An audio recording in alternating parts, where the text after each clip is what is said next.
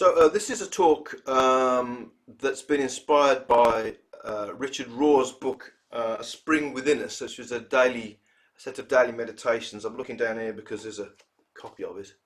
So this is a Richard Rohr book called A Spring Within, Book of Meditations.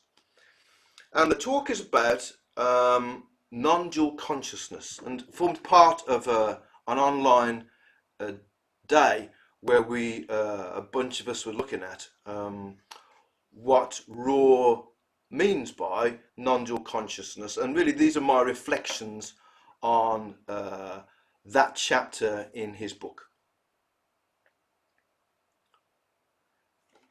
Now, the first part of Rohr's reflection on non-dual consciousness is to offer the perspective that to live in this way is an act of what Rohr calls cosmic humility, particularly when an essential characteristic of that consciousness is not knowing.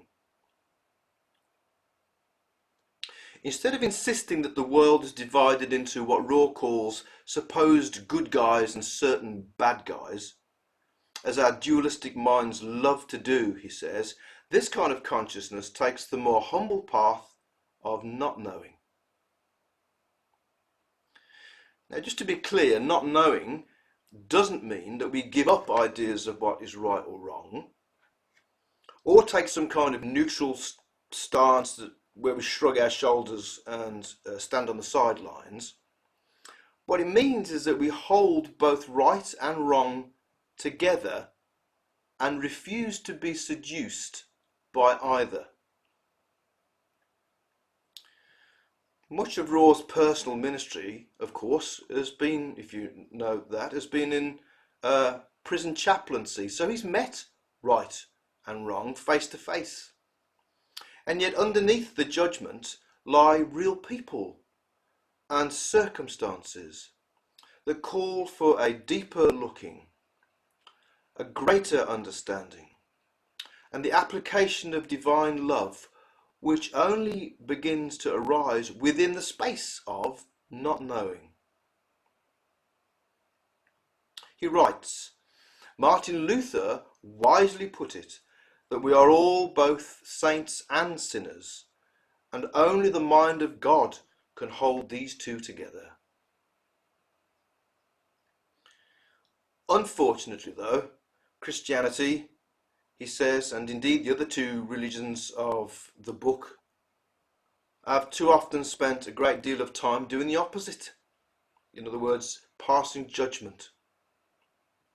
Even though Jesus is recorded as saying, do not judge, so that you will not be judged. For in the way you judged, you will be judged.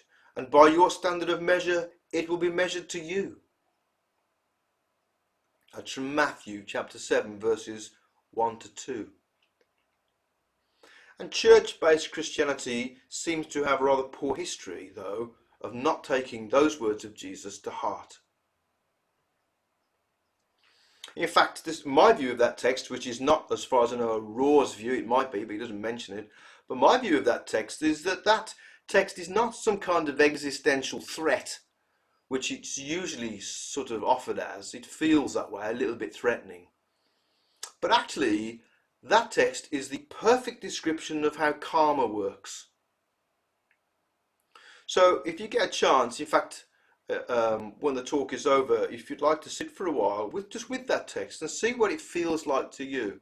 The two ways of looking at it. One way is that it feels like a bit like a threat.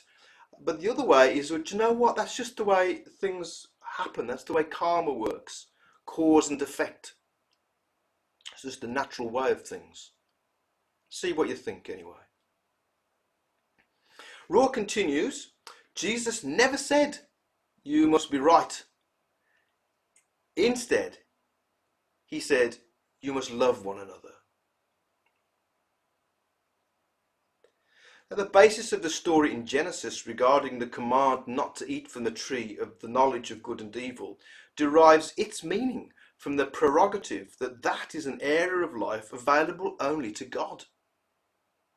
Only God can possibly know what is good and evil, because only God has a wide enough, deep enough, compassionate enough view. Because God is love.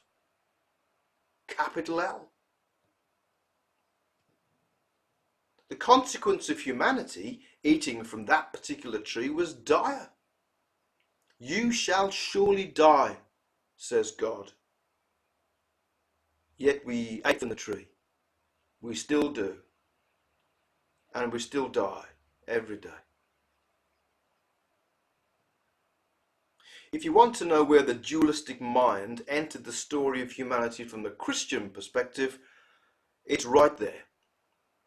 Right at the beginning of the Judeo-Christian story.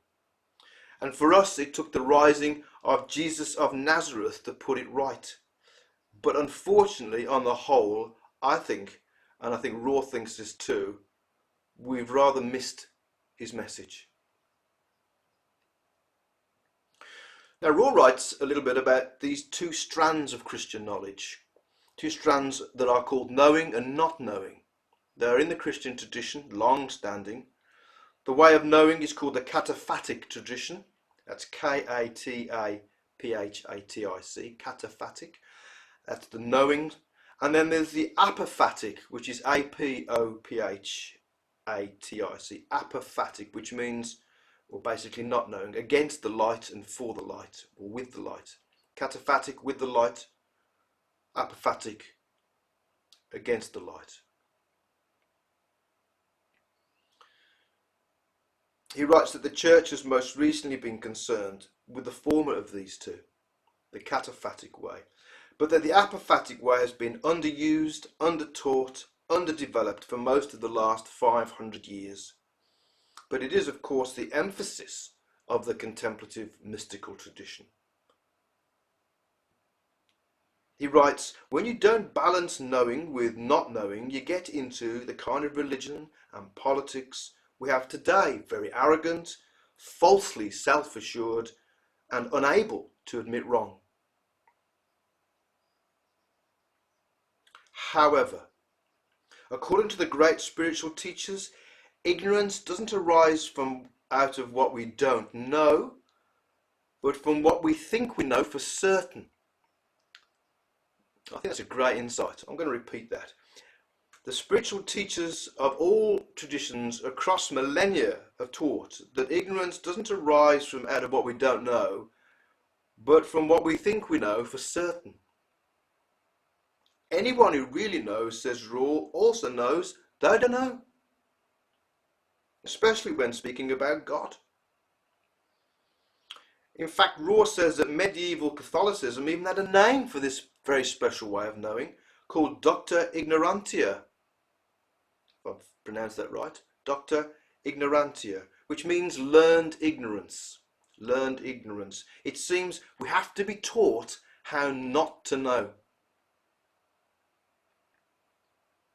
For my own part, in my own spiritual journeyings, the great Zen master of the 20th century, Shunryo Suzuki, wrote a beautiful book, you can still buy it, called Beginner's Mind. And in Beginner's Mind, he talks about the power of not knowing. But unlike medieval theology, Zen Buddhists continue to hold this teaching at the very centre of their spiritual life, even today. So what does non-dual really mean? It's not a phrase you hear much in church. Sometimes you might hear about being one with Christ. Sometimes that really just means, the dualism of Christians have got it right and everybody else got it wrong. Or we don't really know perhaps quite what that means to be one with Christ. Something about communion maybe. It's all a bit vague. So here's a definition for you. One, there's lots. Here's one. The definition of non-dual, that there is not one and neither are there two. There is not one, neither is there two, which is perhaps a mathematician's nightmare. But quantum physics has already stated the very same thing. And I don't know why, and neither does Rohr in his book, that this should come as such a struggle for Christians. You'd have thought we'd have embraced it centuries ago, because that is essentially the doctrine of the Trinity. But we've kind of given up on the idea of that referencing non-dualism. And it's well known within my own tradition anyway, within the Anglican circles, that there's one Sunday every year that the Anglican priests try to avoid preaching on, if at all possible, and that's Trinity Sunday. They give it readers to do, try and pass it on to a bishop or something. Why? Because it's not rational. You'll never get there by thinking about it.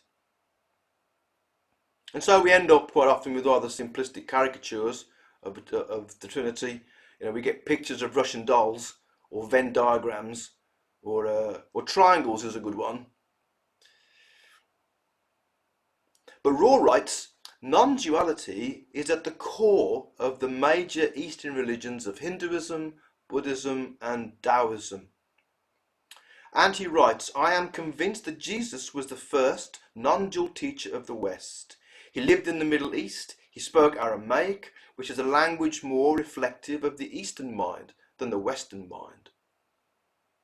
However, Jesus' words were translated into Greek, then spread to the West, where they're influenced by Greek logic, which is very different from Eastern ways of thinking and philosophy. Rohr writes, we have mostly tried to understand Jesus' teaching with a dualistic mind, which probably explains many of our problems. However, the non-dual approach to understanding Jesus did hold on within the Christian tradition for the first 1500 years, for the desert fathers and desert mothers, Celtic spirituality, the Cappadocian tradition, and some European monasteries. He writes the Franciscans in particular, of course, but also people like the Dominican monk Meister Eckhart, Nicholas of Cusa, Erasmus of Rotterdam, the blessed John Ruysbroek, who's marvellous, you must read him, from, I think, Holland, St. Hildegard of Bingen, and others. But very few people really have got to grips with the understanding what they really mean, says Rohr. Rohr says that St. Teresa of Avila and St. John of the Cross were the last two Christian supernovas of non-dual teaching. That's a great phrase, isn't it? Non-dual supernova of teachers. But that was 500 years ago. And since then, perhaps in line with the dawn of modern science, the entire emphasis seems to have been on knowing and being right. And it wasn't until the great Cistercian monk Thomas Merton in the 1950s and 1960s began to retrieve that apophatic tradition almost single-handedly that the West began to take notice once again. But for those of us who have made any kind of study of Thomas Merton, even then he had some critics, quite severe critics of the time, and detractors. His books and his spirituality, though, have blossomed these last 40 or 50 years. Non-dual consciousness. How do we arrive at non-dual consciousness? This not one, but not two either. It's arrived at primarily through the practice of meditation and contemplation. These practices encourage what Rohr calls, this is a great quote I think of his, the panoramic receptive awareness, whereby you take in all that the situation, the moment, the event offers, without judging, eliminating, or labeling anything. It's a pure and positive gazing at things which leaves them with all of their power intact. We might call it holistic gazing. And if we spell holistic W-H-O-L-E, holistic gazing, That gives a flavour of the approach, I think. This allows us to engage with the rest of life in such a way as to allow all phenomena to be truly themselves.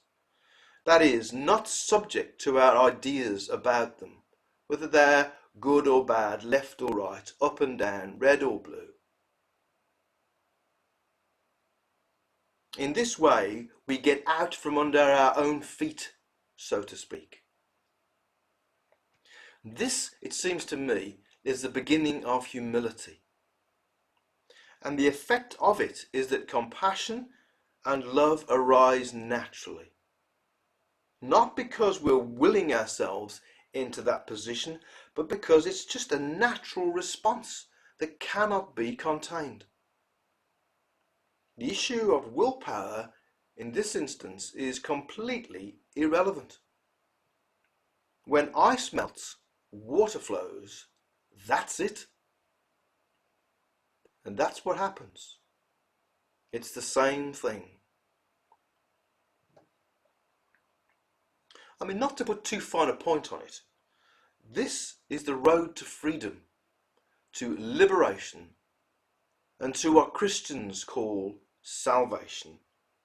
Although that is a term that's also been, I think, and Rohr thinks, poorly understood for far too long. Rohr writes, that in Indian thought, seeing in a dualistic way, this is what I'm going to come to Rohr's view in a minute. This is my view, just to clarify that.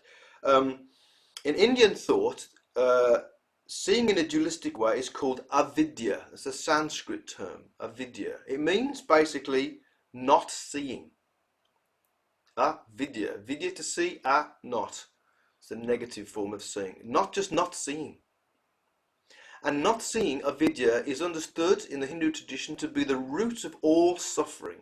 Things and people suffer because we're not engaging with them correctly, because we don't see things correctly. And the entire tradition of yoga is designed to eradicate avidya. That's what yoga is for, to eradicate avidya, in order that both the seer and the seen are set free. You know, in the second line of the Yoga Sutra, which is at least, well, I'm not sure how old it is, could be 1500 years, could be 2000 years old, written by the mythical character Patanjali. The second line of his sutra, the second line that summarizes the whole of what yoga is about. Everything follows after this in the practice of yoga. The second line is that yoga is for the cessation of the turbulence of the mind. Vritti, they call it. All that noise in our heads, all of our thoughts, opinions, views. It's the cessation of all of that, because it's the mind that sees. It's the mind that suggests actions for us to take. It's the mind that interprets our senses, our feelings, and our emotions. It's the mind that governs all of our relationships. And if that mind remains unquestioned, a spider will always be an object of fear. A fly will be always an object of irritation. And a slug will always be an object of loathing. Bless the slugs. It's the same mind that thinks similar thoughts about everything else, including, brothers and sisters, other people.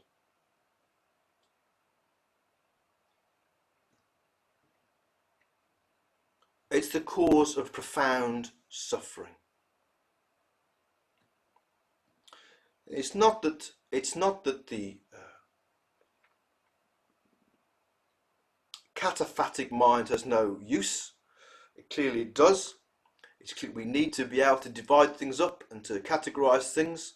That's a good thing to be able to do. So we don't throw the baby out with the bathwater. In fact, as Rohr says, everything belongs. And that in moving to a higher state of consciousness, that always includes the previous stages.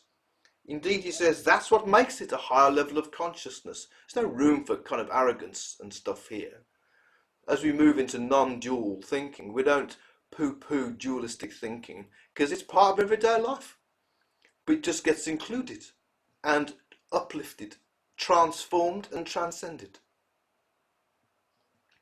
And this approach to the natural sacredness of everything can be seen, this is where Rohr talks about the Sanskrit, can be seen, says Rohr, in the Indian Sanskrit word ahimsa. That's A-H-I-M-S-A, ahimsa.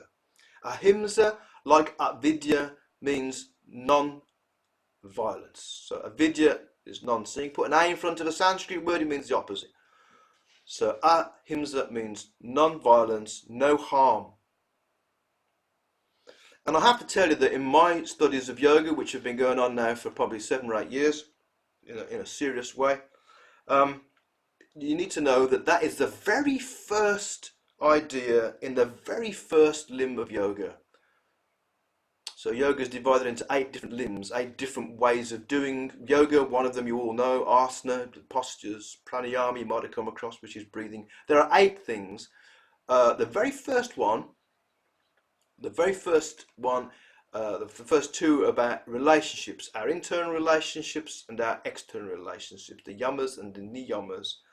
And the very first one regarding our external relationships is ahimsa, no violence, no harm to any being anywhere.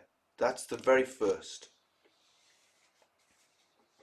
But he says, Rohr says, Western languages hasn't even got a word that comes close to this really, because ahimsa is a very profound word, actually. He says, and until recently, the word non-violence wasn't even in usage in the West. We didn't even have a word.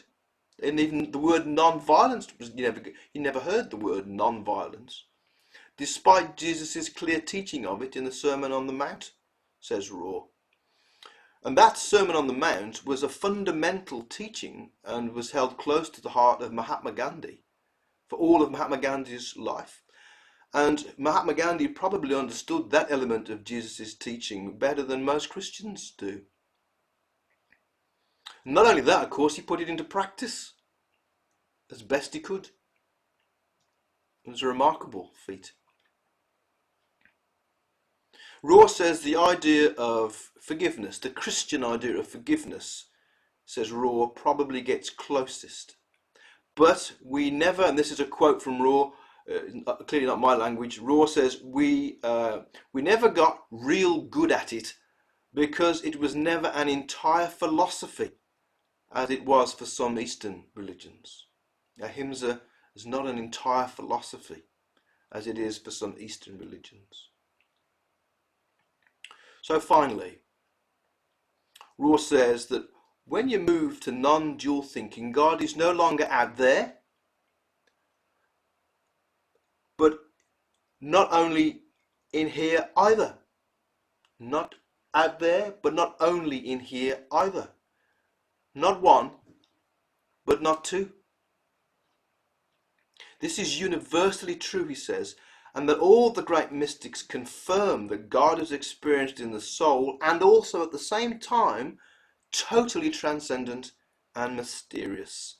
In other words, both unknowable and knowable at the same time, both intimate and ultimate at the same time. Rohr continues, when you know that you are a living tabernacle and a living presence of the great transcendent one, the gap is forever overcome in your very existence. Any ideas that God is out there somewhere and you're down here somewhere and there's this huge space between you and God, or there's this huge space between you and these plants, or there's some huge space between you and this candle, or you and the weather, any idea that there's some gap between you and other things is completely eradicated, dissolved. No gap. There's no gap anywhere.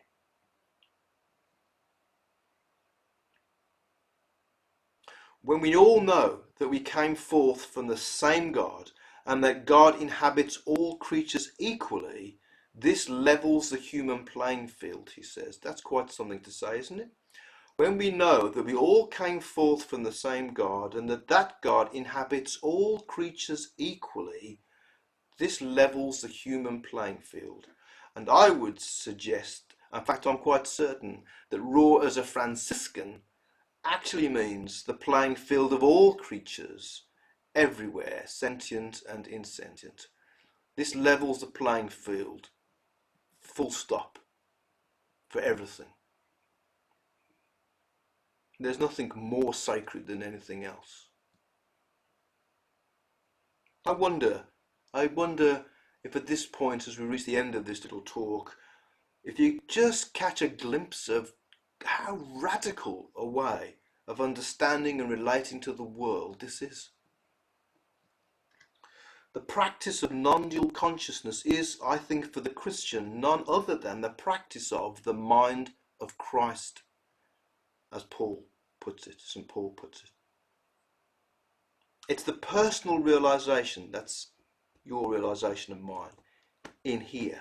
It's the personal realization of St. John's acclamation in his Gospel that all things came into being through him, and apart from him nothing came into being that has come into being.